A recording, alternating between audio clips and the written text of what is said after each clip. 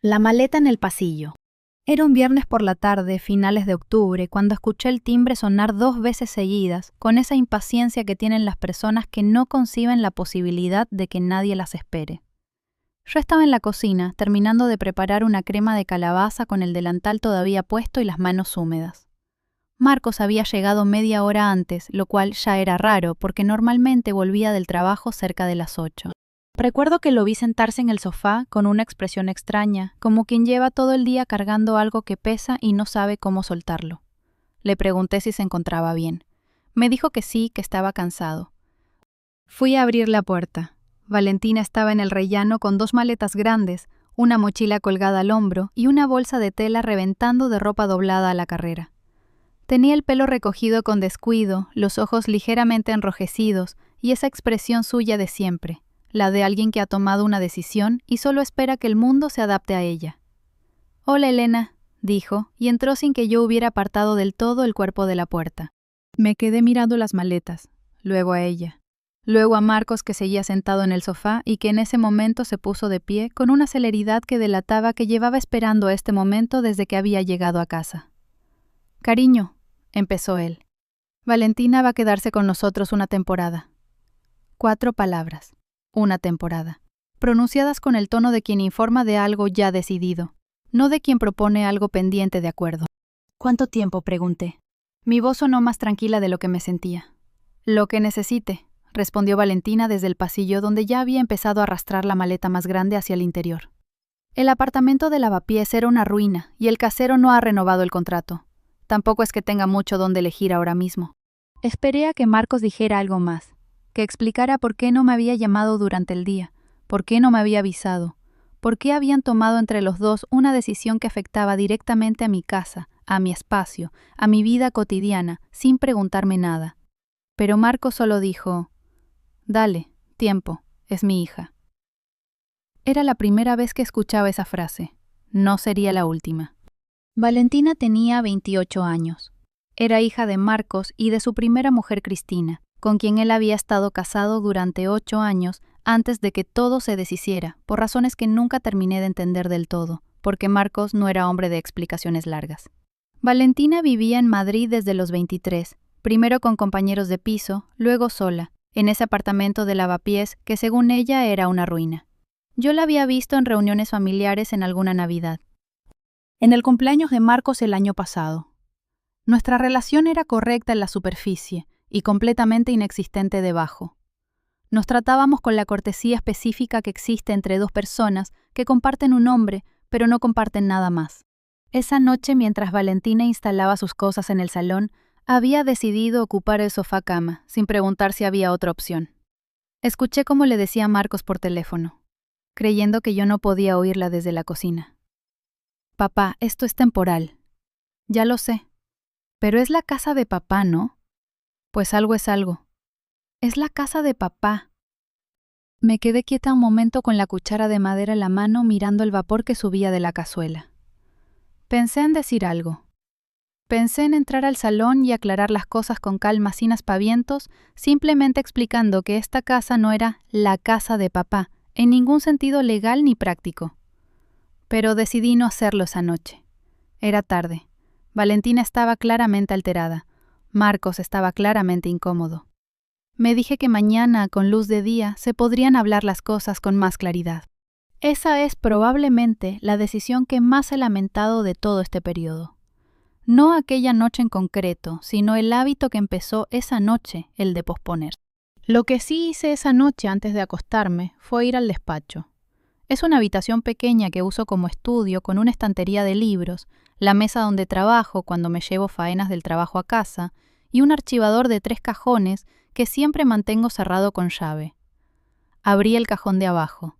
Ahí estaban, como siempre habían estado, una carpeta azul con los documentos importantes de la casa, la escritura, el certificado de registro, los recibos de las reformas que pagué de mi bolsillo antes de que Marcos y yo nos casáramos. Todo en orden, todo en su sitio. Cerré el cajón. Guardé la llave en mi bolso. No sé exactamente por qué lo hice esa noche y no otra. Supongo que hay cosas que el cuerpo entiende antes que la mente. Los primeros días fueron incómodos, pero tolerables. Valentina dormía hasta las 11, usaba el baño durante 40 minutos cada mañana, dejaba los platos del desayuno en el fregadero sin fregar. Cuando yo llegaba del trabajo, soy técnica de laboratorio en un centro de salud, entro a las 8 y salgo a las 3, me encontraba en la cocina en un estado que no correspondía a ninguna persona adulta que se respete a sí misma. Le dije a Marcos que hablaría con ella. Marcos asintió y luego no habló con nadie. El fin de semana siguiente, Valentina trajo 2 cajas más de su antiguo apartamento. Ropa, libros, un ordenador portátil, una lámpara de pie que instaló en el rincón del salón sin preguntar si el salón necesitaba una lámpara de pie. El sofá-cama empezó a acumular cojines, mantas, un pequeño neceser de maquillaje permanentemente abierto sobre la mesita auxiliar. El salón dejó de parecerse al salón que yo había decorado durante años, para parecerse a la habitación de un estudiante. ¿Cuándo crees que podrá buscar otro apartamento? Le pregunté a Marcos el domingo por la noche. Está mirando opciones, dijo él. ¿Está trabajando? Está en ello. Está en ello. Otra frase que aprendí a escuchar con cuidado. En la boca de Marcos, está en ello, significaba que el tema estaba cerrado para él, aunque no estuviera resuelto para nadie más. El lunes por la mañana, antes de salir al trabajo, pasé por el despacho a buscar unos documentos del seguro del coche. Al abrir el cajón del archivador, noté que alguien había movido la carpeta azul. No estaba en su sitio exacto, sino ligeramente desplazada hacia la derecha. No desaparecida, no abierta, pero movida. Me quedé mirándola un momento. Volví a colocarla en su lugar. Guardé la llave. Esa tarde de vuelta del trabajo me crucé con la vecina del tercero, la señora Pilar, que estaba regando sus macetas en el rellano. «Elena, ¿quién es la chica que va y viene con tantas cajas?», me preguntó con esa mezcla de curiosidad y delicadeza que tienen las personas mayores cuando saben perfectamente la respuesta, pero quieren darte la oportunidad de contarla tú. «La hija de Marcos», le dije. «Va a quedarse una temporada». La señora Pilar asintió con la expresión de quien ha visto muchas temporadas convertirse en años. «Bueno», dijo, «tú sabrás. Al fin y al cabo, esta siempre ha sido tu casa». Tu casa. 2 palabras sencillas. La señora Pilar llevaba 12 años viviendo en este edificio. Me conocía desde antes de que Marcos apareciera en mi vida. Sabía perfectamente de quién era este piso. Subí las escaleras pensando en esas 2 palabras. Entré. Valentina estaba tumbada en el sofá con el móvil, la lámpara de pie encendida, los zapatos sobre el cojín de lino beige que yo había comprado en una tienda de Malasaña el año pasado. No los quitó cuando me vi entrar. No dijo hola. «¿Has comido?», le pregunté, porque en algún lugar dentro de mí todavía funcionaba el piloto automático de la cortesía. «Me he hecho algo», dijo sin apartar los ojos del móvil. «Me he hecho algo». Lo cual significaba que había usado la cocina probablemente sin limpiar nada, y que consideraba que eso era suficiente información para mí. Esa noche, mientras Marcos y yo nos preparábamos para dormir, intenté hablar con él con calma. Le dije que necesitábamos establecer algunas normas básicas de convivencia, que Valentina tenía que hacerse responsable de su parte de la casa, que necesitábamos saber cuánto tiempo iba a durar esto. Marcos me escuchó. Luego me puso la mano en el hombro y dijo: «Dale tiempo, es mi hija, está pasando un momento difícil», y apagó la luz de su lado. Me quedé en la oscuridad pensando que los momentos difíciles no deberían tener fecha de caducidad indefinida, que «dale tiempo» no era una respuesta, era una evasión. Que llevaba 10 días viviendo con una extraña en mi propio salón y nadie me había pedido permiso para nada. Tardé mucho en dormirme esa noche, y cuando por fin lo hice, soñé con el archivador cerrado con llave y con la carpeta azul en su sitio exacto, sin 1 milímetro de desplazamiento. La nueva dueña. Las semanas que siguieron me enseñaron algo que creo que ya sabía, pero me negaba a reconocer del todo, que la gente no ocupa más espacio del que uno le permite, y que cada vez que yo callaba, cada vez que Marcos decía «dale tiempo», Valentina aprendía que el espacio disponible para ella en esta casa no tenía límites visibles. Fue gradual, como son casi siempre estas cosas. Primero fueron los platos, luego fue el cuarto de baño ocupado durante horas sin aviso previo. Luego empezaron las decisiones. Un martes de principios de noviembre llegué a casa y me encontré con un hombre de unos 40 años midiendo la pared del salón con una cinta métrica. Tenía una libreta en la mano y hablaba con Valentina con la familiaridad de quien conoce el encargo desde hace días. «¿Quién es este señor?», le pregunté a Valentina.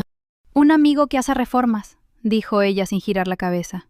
Estaba pensando que si movemos la librería hacia allá y ponemos una estantería empotrada aquí, el salón gana mucho.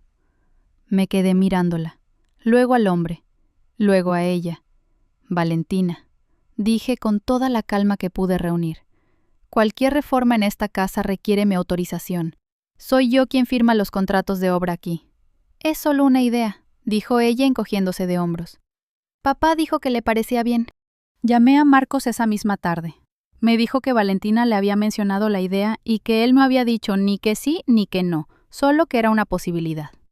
El hombre de la cinta métrica se fue sin dejar presupuesto, porque yo se lo pedí directamente a él antes de que saliera por la puerta, y él tuvo al menos la decencia de parecer incómodo.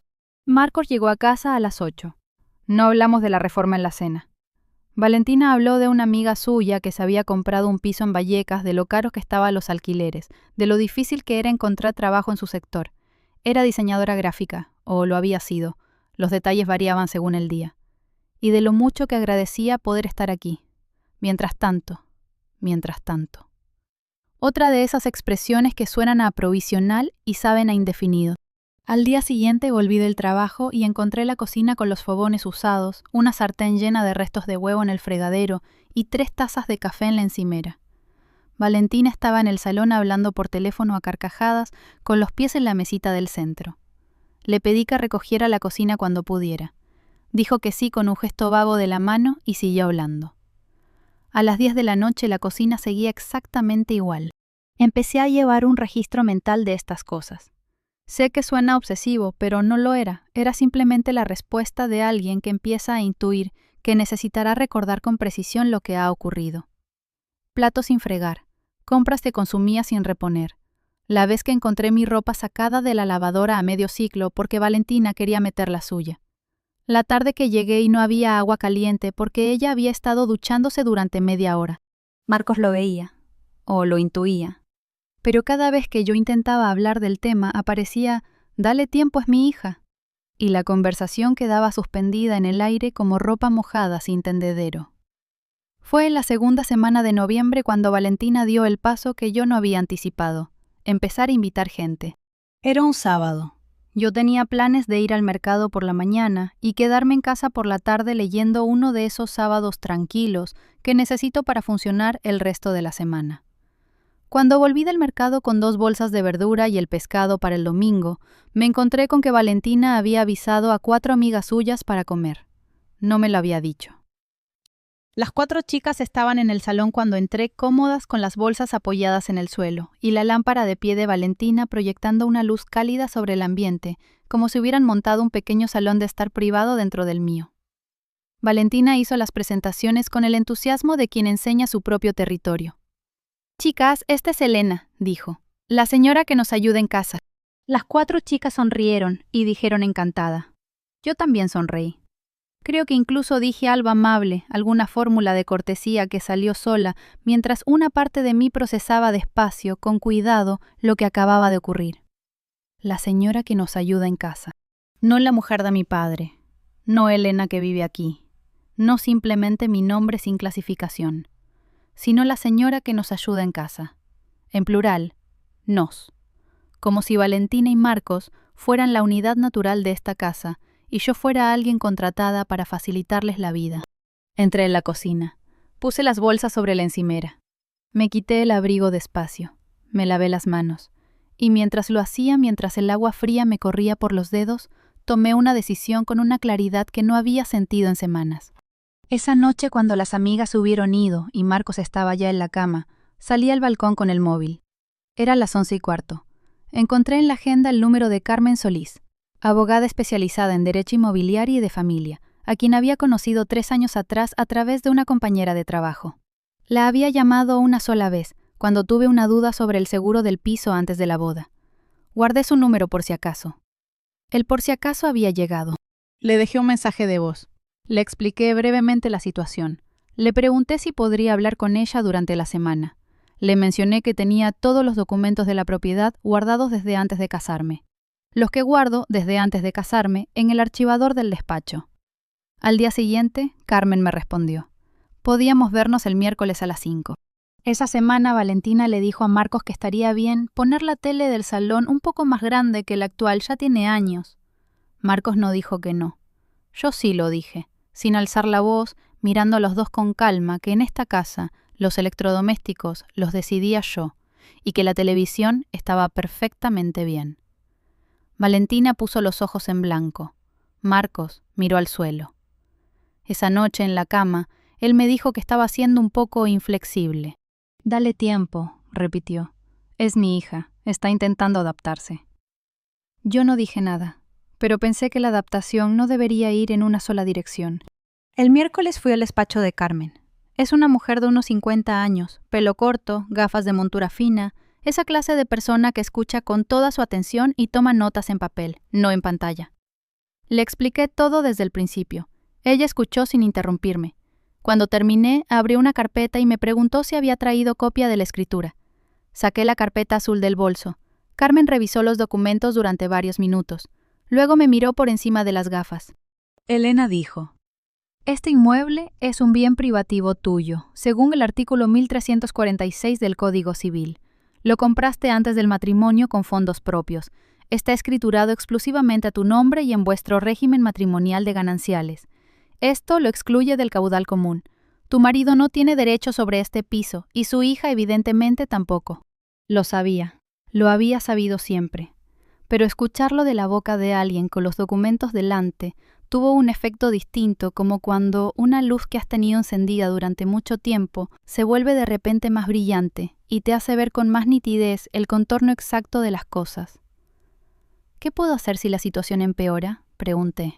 «Si quieres que se vaya, tienes derecho a pedírselo formalmente», dijo Carmen, «a través de un burofax con acuse de recibo. Legalmente ella no tiene ningún título que la ampare en este inmueble. Si no se va voluntariamente, puedes iniciar un proceso de desahucio por precario. Es lento, pero es tuyo». Regresé a casa esa tarde con la carpeta azul en el bolso y algo nuevo instalado en algún lugar debajo del esternón. No era rabia, era algo más parecido a la claridad. Documentos en silencio. Noviembre avanzó con esa combinación específica de días grises y calefacción a deshoras que tiene Madrid cuando el otoño ya no puede más y el invierno todavía no ha decidido instalarse del todo. Yo me levanté cada mañana de esas semanas con dos caras: la que se desayunaba en silencio en la cocina mientras Valentina dormía, la que iba al trabajo y volvía y preguntaba qué se cenaría, y la otra, la que guardaba correos electrónicos. Anotaba fechas y horas en una libreta pequeña de tapa roja que escondía en el cajón de mi mesilla y que había abierto una cuenta bancaria en otro banco solo a mi nombre, a la que transfería cada mes una parte de mi sueldo. No le dije nada a nadie, no porque tuviera miedo, sino porque había aprendido en estas semanas que el silencio era la herramienta más eficaz que tenía. Carmen me había dado instrucciones claras: documentar todo, no con dramatismo, sino con precisión. Fecha, hora, descripción del hecho. Sin interpretaciones, sin adjetivos, solo los hechos. Así que documenté. 12 de noviembre. Valentina ha retirado mis cosas del estante del baño y las ha puesto en el suelo sin decirme nada. En su lugar ha colocado sus productos. 14 de noviembre. Ha llegado un paquete a nombre de Valentina Ruiz. Lo ha abierto en el salón. Dentro había ropa. La ha colgado en el armario del pasillo donde yo guardo los abrigos de temporada. No ha preguntado. 17 de noviembre. He llegado del trabajo y había dos personas que no conozco en el salón.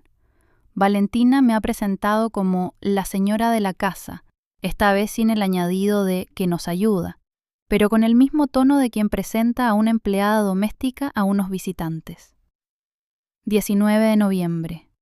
Valentina le ha preguntado a Marcos si pueden cambiar la disposición del salón para que quepa mejor su escritorio. Marcos le ha dicho que hablará conmigo. No ha hablado conmigo. Cada anotación era un ladrillo. Yo estaba construyendo algo aunque todavía no sabía exactamente qué forma tendría cuando estuviera terminado. Lo que sí sabía era que Marcos comenzaba a notar que algo había cambiado en mí, aunque no pudiera identificar qué. Me veía más tranquila de lo que la situación parecía justificar. Y eso, en lugar de tranquilizarle, le ponía nervioso. Una noche me preguntó si estaba bien. Le dije que sí. Me preguntó si estaba enfadada. Le dije que no. Me preguntó qué me pasaba entonces. Le dije que nada, que estaba cansada. Todo era verdad y nada era completo. El jueves de la tercera semana de noviembre ocurrió algo que no tenía documentado, pero que sí guardé con cuidado en la memoria. Marcos llegó a casa antes de lo habitual, y tuve la sensación, por cómo entró y cómo miró hacia el pasillo antes de hablar, de que venía de hablar con Valentina. Me preguntó si podíamos sentarnos un momento. Nos sentamos en la cocina. Él puso las manos sobre la mesa. Valentina me ha dicho que a veces siente que no es bienvenida aquí, dijo. Me tomé un segundo. Valentina vive en mi casa sin haber pedido permiso. Usa mi espacio como si fuera suyo. Ha tomado decisiones de reforma sin consultarme. Y la última vez que trajo amigas me presentó como el servicio doméstico, dije. ¿Qué parte de eso la hace sentir no bienvenida? Marcos abrió la boca, la cerró. Es que tú a veces tienes una manera de mirarla, empezó. Marcos lo interrumpí. Necesito que me expliques con palabras concretas qué debería hacer yo de manera diferente, porque hasta ahora lo que he hecho es callar, aguantar y seguir funcionando, y evidentemente eso no es suficiente para nadie. Él no respondió de inmediato, luego dijo más bajo. ¿No crees que te estás pasando un poco? Era exactamente la misma frase que yo había escuchado a Valentina decirle a él por teléfono varias semanas atrás. ¿No crees que te estás pasando un poco? Cuando se habían enzarzado en una discusión menor sobre el horario del baño. La rueda volvía al punto de partida, solo que ahora la frase la usaban contra mí. Esa semana Valentina y Marcos tuvieron su primera discusión seria desde que ella había llegado. Yo no estaba presente, pero la oí desde el despacho donde estaba revisando los documentos de Carmen por enésima vez. La voz de Valentina era más aguda de lo habitual, la de Marcos más cansada. No pude distinguir todas las palabras, pero sí algunas, siempre igual. Nunca me apoyas del todo. Habla con Elena para que entienda su lugar. Que entienda su lugar. Me quedé quieta con la carpeta azul en las manos. Pensé en el archivador, en la escritura, en el artículo 1346 del Código Civil que Carmen me había citado de memoria. Pensé en cuál era exactamente mi lugar en esta historia y quién tenía autoridad para definirlo. Al día siguiente, cuando los ánimos habían bajado, Marcos vino a buscarme al despacho. Estaba arrepentido, se notaba. Tenía esa postura de quien ha dormido mal y se ha levantado con culpa. Me propuso ir a cenar los dos solos el sábado, a un restaurante que nos gustaba en Chamberí. Un gesto pequeño, pero que sé que para él requería un esfuerzo. Dije que sí. Porque lo amaba todavía. O amaba al hombre que había conocido antes de que su miedo a perder a su hija lo volviera tan pequeño. Fui a cenar con él. Pedimos lo de siempre. Hablamos de cosas ajenas a todo esto durante un rato. Y cuando él me tomó la mano sobre el mantel y me dijo que lamentaba que las cosas estuvieran siendo tan difíciles, le respondí con honestidad. Marcos, esto no puede seguir así. Necesito que entiendas que hay cosas que tienen un límite, y que ese límite está más cerca de lo que crees. Él asintió. Dijo que lo entendía, que hablaría con Valentina, que la situación era temporal. Temporal. Volví a casa esa noche con la certeza de que Marcos no hablaría con Valentina, o que si lo hacía no cambiaría nada. No porque fuera mala persona, sino porque tenía el miedo de un padre que nunca terminó de procesar su divorcio y que lleva años compensando con permisividad lo que no pudo darle a su hija en presencia cotidiana. Lo entendía. Incluso lo compadecía, pero comprender a alguien no obliga a seguir pagando el precio de sus errores indefinidamente. En el buzón esa noche había una carta de la comunidad de vecinos. Era la convocatoria para la Junta Ordinaria de diciembre. Estaba dirigida a mi nombre, Elena Vázquez, como propietaria del piso cuarto B. La doblé con cuidado y la guardé en el bolsillo. Propietaria. Hay palabras que dependiendo del momento en que las lees, pesan de forma completamente diferente. Los días que siguieron fueron extrañamente tranquilos. Valentina parecía haber recalibrado su actitud después de la discusión con Marcos, no porque hubiera cambiado de posición, sino porque había aprendido a ser más sutil. Dejó de hacer comentarios directos sobre el salón o la tele.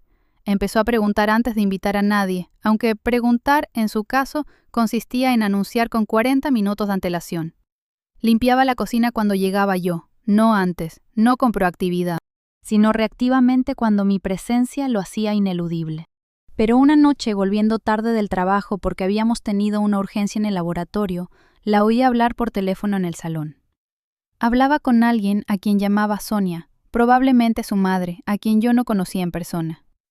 La voz de Valentina era baja, pero no lo suficiente.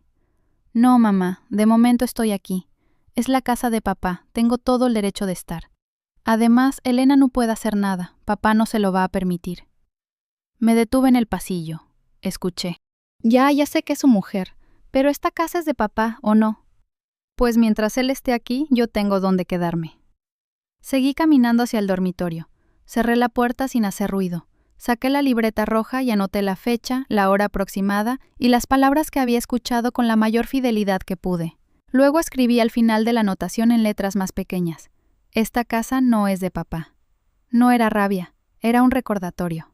Para mí misma. La escritura. Fue en la primera semana de diciembre cuando Valentina decidió que ya no necesitaba mantener las apariencias. Supongo que había un cálculo detrás, aunque ella nunca lo habría llamado así. Llevaba más de un mes viviendo aquí. Marcos no había tomado ninguna medida. Yo había seguido funcionando con normalidad, cocinando, limpiando, yendo al trabajo, volviendo. Desde su perspectiva, probablemente la ecuación era sencilla. Elena aguanta. Elena no tiene poder real aquí. Es la casa de papá. El sábado por la mañana bajé a comprar el pan y cuando volví encontré a Valentina en la cocina con dos chicas a quienes no reconocí, tomando café y comiendo las galletas que yo había comprado el jueves. Estaban mirando algo en el portátil de Valentina. Cuando entré, Valentina levantó la cabeza y dijo sin preámbulo: «Elena, ¿puedes preparar algo para comer más tarde? Nos quedamos aquí esta tarde». No era una pregunta, era una instrucción. Me quedé en el umbral de la cocina mirándola. Detrás de mí estaba el pasillo que llevaba al despacho donde la escritura de esta casa llevaba guardada 16 años en una carpeta azul. No dije. Valentina parpadeó. «¿Cómo? No voy a preparar comida para tus invitadas», dije. «Si queréis comer tenéis que organizarlo vosotras». Una de las chicas miró a otra. Valentina me miró a mí con una expresión que mezclaba sorpresa y algo que ya empezaba a parecerse irritación contenida. «Tampoco es para tanto», dijo. «Tienes razón», respondí. «No lo es. Por eso no debería ser un problema que lo hagáis vosotras». Y fui a mi dormitorio. Esa tarde Marcos llegó a casa y se encontró con la situación. No sé exactamente qué le contó Valentina, pero la versión que le llegó a él debía de haberme pintado de forma poco favorable, porque cuando Marcos vino a hablar conmigo, tenía esa expresión de quien viene a mediar, pero ya viene con el veredicto hecho. «Valentina dice que ha sido muy brusca con sus amigas», dijo. «He dicho que no iba a cocinar para gente que no me había avisado». «Eso no es ser brusca, es tener límites». «Es que en casa siempre se ha sido hospitalario». «¿En qué casa, Marcos?» Él frunció el ceño. «En esta». «Esta casa», dije despacio, «es mía». No es nuestra en sentido estricto, es mía. La compré en 2008, 3 años antes de que nos conociéramos, con el dinero que había ahorrado sola durante 7 años. Está escriturada a mi nombre, solo a mi nombre. Eso no ha cambiado con el matrimonio, porque es un bien privativo. ¿Lo sabías, Marcos? Me miró durante un segundo que se hizo largo. «Claro que lo sé», dijo, pero su voz tenía una vacilación que me indicó que quizás no lo sabía tan claramente como él creía, o que nunca había pensado en sus implicaciones reales. Entonces continué. «Cuando Valentina dice que es la casa de papá, está diciendo algo que no es verdad. Esta casa no es tuya». «No, legalmente». «No, en ningún documento». «No, ante ningún notario. Es mía. Y las decisiones de quién vive aquí, bajo qué condiciones y hasta cuándo me corresponden a mí». Marcos no respondió. Se fue al salón. Oí voces bajas, luego silencio. Esa semana fue la más tensa que habíamos vivido. Valentina dejó de dirigirme la palabra salvo lo estrictamente necesario. Marcos iba y venía entre los dos con la expresión de alguien que está intentando sostener dos estructuras que se están cayendo en direcciones opuestas. Yo seguí documentando, seguí trabajando, seguí durmiendo en mi propia cama, en mi propia casa, con una calma que me sorprendía a mí misma. El miércoles por la noche, justo antes de la cena, Valentina me esperó en el salón. Marcos también estaba ahí. Cuando entré, los dos estaban sentados, ella en el sofá donde dormía él, en el sillón, con una disposición que me indicó que esto había sido planificado. «Elena», empezó. «Valentina, creo que tenemos que hablar con claridad». «Adelante», dije. Me quedé de pie junto a la puerta. Esta situación no está funcionando para nadie, dijo. Entiendo que te resulta difícil compartir el espacio, pero yo tampoco tengo mucho dónde ir ahora mismo. Lo que propongo es que establezcamos una convivencia más formal, que quede claro qué partes de la casa uso yo, qué horarios, y dado que estoy viviendo aquí, que se contemple alguna fórmula, para que tenga también algo a mi nombre, un reconocimiento de que esto es también mi hogar mientras esté aquí. Lo dejó en el aire. Algo a mi nombre. Lo cual podía significar muchas cosas, pero yo sabía exactamente qué significaba. ¿Qué tipo de fórmula estás pensando?, pregunté. Valentina se encogió de hombros con un gesto estudiado de informalidad. No sé, podríais añadir mi nombre al piso, aunque sea de forma simbólica, para que me sienta más segura. El silencio que siguió fue mío. Marcos no habló. Lo miré. Tenía los ojos fijos en la mesita del centro. Oh, continuó Valentina, y ahora su voz adquirió un filo que llevaba semanas afilando en privado.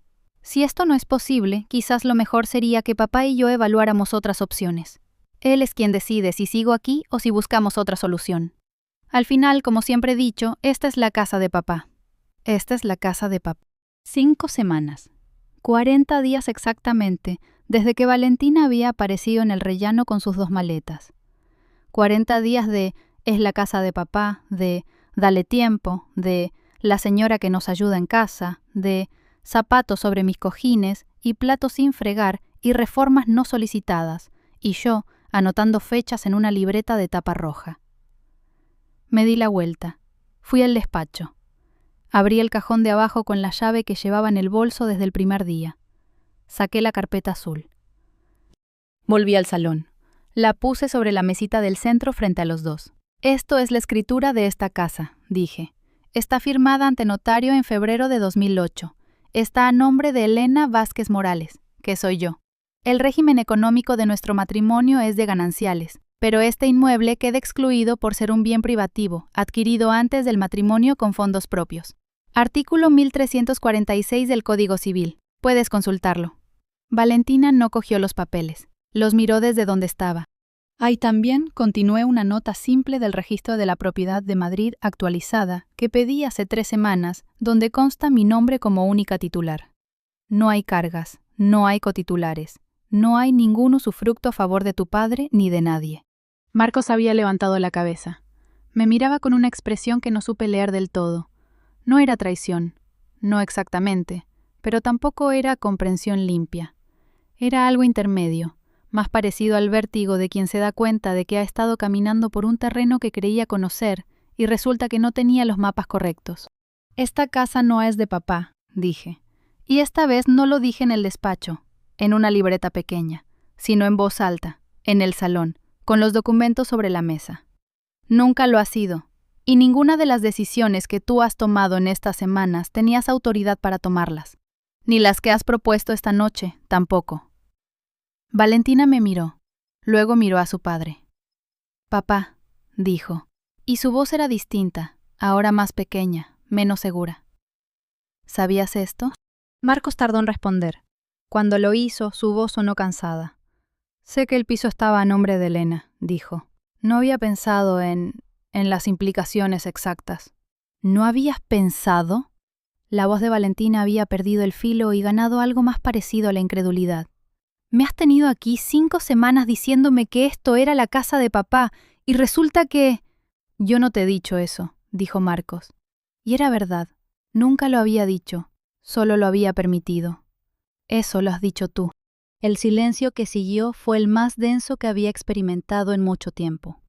Valentina miraba a su padre con una expresión que mezclaba la decepción con algo más viejo, más asentado, que probablemente tenía poco que ver con esta casa y mucho que ver con años de expectativas y promesas mal gestionadas entre un padre y una hija que llevan demasiado tiempo negociando mal. Recogí los documentos de la mesa, los guardé en la carpeta. Me quedé de pie frente a los dos. Mañana, dije, voy a enviar un burofax con acuse de recibo solicitando que Valentina desocupe el inmueble en un plazo de 30 días. Es lo que la ley permite, es lo que tengo derecho a hacer y es lo que voy a hacer. Si hay alguna pregunta legal, mi abogada puede responderla. Su contacto está en este papel. Dejé la tarjeta de Carmen sobre la mesita y me fui a la cocina a terminar de preparar la cena, porque eran las 9:30 y tenía hambre. Detrás de mí el silencio del salón era completo. Cada uno en su lugar. El burofax salió a las 10 de la mañana del jueves siguiente desde la oficina de correos de la calle Alcalá con acuse de recibo y certificación del contenido. Lo había redactado Carmen con precisión quirúrgica. Nombre IDN, ID, Valentina Ruiz Fernández, como destinataria. Descripción del inmueble. Exposición de los derechos de propiedad de Elena Vázquez Morales. Solicitud formal de desocupación voluntaria en el plazo de 30 días naturales contados desde la recepción del documento. Y advertencia de que en caso de incumplimiento se iniciarían los procedimientos legales correspondientes. No era un documento frío. Era un documento exacto. Hay una diferencia. Lo mandé y luego fui a tomar un café en el bar de abajo. Me pedí un cortado y un bollo de mantequilla y me senté junto a la ventana a mirar pasar a la gente. Era una mañana de invierno limpia y fría, con ese sol de Madrid que engaña porque ilumina mucho y calienta poco. Pensé que hacía semanas que no me había sentado sola en ningún sitio a no hacer nada. El café estaba bueno. El acuse de recibo llegó esa misma tarde. Valentina había firmado la entrega. Lo que ocurrió después no fue dramático de la manera en que uno imagina estas cosas. No hubo gritos en el rellano ni portazos que hicieran temblar las paredes. Lo que hubo fue algo más difícil de describir: 3 personas en un piso que de repente tenían que relacionarse sin los malentendidos que habían estado sosteniendo la estructura de las últimas semanas. Valentina pasó los 2 primeros días después del burofax sin hablar con nadie. La oía moverse por el piso, la oía en la cocina, la oía hablar por teléfono en voz baja, presumiblemente con su madre, con amigas, con quien fuera que le estuviera dando perspectiva externa sobre la situación. Una tarde, cuando llegué del trabajo, me la encontré en el pasillo con una bolsa de basura en la mano. Estaba sacando cosas del armario donde había guardado su ropa. Me miró. Yo la miré. «Hay una amiga», dijo al final, «que tiene una habitación libre en Carabanchel». «Bien», dije. «No es lo que me gustaría», continuó, y en su voz había algo que no había escuchado antes. No arrogancia, no irritación, sino algo más parecido a la fatiga honesta. «Pero supongo que tampoco lo que me ha pasado este año es lo que me gustaría». Podría haberle preguntado qué le había pasado. Podría haber abierto esa puerta. Pero no era el momento, y probablemente yo no era la persona. Lo que sí hice fue apartarme del pasillo para que pudiera pasar con la bolsa. «Espero que la habitación de Carabanchel funcione», le dije. Y lo decía en serio. Ella asintió sin mirarme y siguió hacia el salón. Los días siguientes fueron los de Marcos. Habíamos estado durmiendo en la misma cama hablando lo necesario, moviéndonos por el piso, con esa clase de cortesía tensa que tienen las parejas cuando saben que hay una conversación pendiente y los dos la están aplazando porque la que viene no va a ser fácil. Marcos se levantaba antes que yo, desayunaba solo, volvía tarde. Yo notaba que algo en él estaba reorganizándose, como cuando un mueble pesado se corre unos centímetros y el resto del cuarto tiene que adaptarse. El domingo por la tarde, cuando Valentina había salido a ver a aquella amiga de Carabanchel, Marcos vino al despacho donde yo estaba leyendo. Se sentó en la silla frente a la mesa, puso las manos sobre las rodillas. Era la postura de alguien que ha ensayado lo que va a decir, pero no está seguro de que le salga como había planeado. «Debería haberlo sabido», dijo. No le pregunté a qué se refería. Sabía a qué se refería. «Sé que la escritura estaba a tu nombre. Lo supe desde el principio. Pero nunca pensé en ello como algo que cambiara cómo funcionamos aquí. Para mí, desde que nos casamos, esto era nuestra casa. Los dos. Lo era», dije. «En la práctica, en el día a día. Pero cuando llegó Valentina y empezó a decir, ¿es la casa de papá?», tú lo dejaste decir. Y eso fue lo que lo cambió todo». Marcos bajó la cabeza. «Tendría que haberla corregido». «Sí». «Tendría que haberte preguntado antes de decirle que podía venir». «Sí. Y tendría que haber...». Hizo una pausa larga. Cuando habló de nuevo, su voz tenía una textura diferente, más rasposa. «Tendría que haber visto lo que te estaba pasando a ti y haberlo puesto por encima de lo que me resultaba más cómodo a mí». No dije nada durante un momento. Por la ventana del despacho se veía el cielo de diciembre sobre los tejados del barrio ese azul de las 5 de la tarde en invierno, que en Madrid es casi violeta. Marcos, dije al final, te conozco. Sé que no lo hiciste con mala intención. Sé que tienes un miedo enorme a perder a Valentina y que ese miedo viene de antes de que yo llegara. Pero ese miedo no puede ser siempre el argumento que cierre todas las conversaciones. No puede ser la razón por la que yo tenga que ceder en mi propia casa. Lo sé, dijo. Lo sé y no tengo excusa buena. No te estoy pidiendo una excusa, dije. Te estoy diciendo lo que necesito que cambie. Él levantó la vista. ¿Qué necesitas? Necesito que cuando algo me afecta me lo consultes antes de decidirlo. Necesito que mis límites no sean siempre los negociables mientras los de tu hija son intocables. Necesito que cuando alguien me falta el respeto en mi propia casa no me pidas que le dé más tiempo. Lo dije sin alzar la voz, sin dramatismo, pero con una claridad que llevaba meses acumulándose y que ahora salía entera sin residuos. Marcos me escuchó, esta vez de verdad. Sin mirar al suelo, sin buscar la salida, sin preparar la frase siguiente mientras hablaba todavía. Me escuchó hasta el final, y luego estuvo callado durante un rato que no rellené yo. No sé si puedo prometerte que siempre lo haré bien, dijo por fin, pero sí puedo prometerte que voy a intentarlo de otra manera. Eso es lo que te pido, dije. Intentarlo de otra manera. No fue una reconciliación de película. No hubo ningún abrazo largo ni ninguna declaración. Fue dos personas adultas, reconociendo con incomodidad y sin atajo que el terreno en el que llevaban caminando necesitaba ser revisado. Que se puede querer a alguien y haberle fallado al mismo tiempo. Que reparar algo no significa fingir que no se rompió. Valentina se fue el viernes de la semana siguiente. Llegó una furgoneta pequeña, la misma amiga a la que había llamado aquel domingo, y entre las dos sacaron las cajas y las maletas en 3 viajes. Yo no estaba en casa. Había quedado con una compañera de trabajo para tomar algo, pero Marcos me contó que cuando Valentina terminó de cargar la última bolsa, se paró un momento en el rellano y le dijo: «No le guardes rencor, papá. Creo que en el fondo tiene razón». No sé si Valentina lo dijo de verdad o si Marcos lo procesó así porque lo necesitaba escuchar. En cualquier caso, cuando volví a casa esa tarde y abrí la puerta y el salón estaba vacío, sin la lámpara de pie, sin los cojines extra, sin el neceser de maquillaje sobre la mesita, me quedé quieta durante un momento largo, de pie en el umbral, dejando que el silencio y el espacio volvieran a mí de la misma manera en que se vuelve a respirar bien después de haber tenido semanas de aire escaso. Fui al despacho, abrí el cajón de abajo. La carpeta azul estaba ahí en su sitio exacto, sin ningún desplazamiento. La dejé donde estaba y cerré el cajón. Esa noche Marcos llegó con una botella de vino que nos habían regalado meses atrás y que habíamos estado guardando sin ocasión clara para abrirla. Preguntó si me apetecía. Le dije que sí. Nos sentamos en el salón, en nuestro salón sin la lámpara de pie de nadie, con los cojines en su sitio, y brindamos sin decir nada especial. No hacía falta decir nada especial.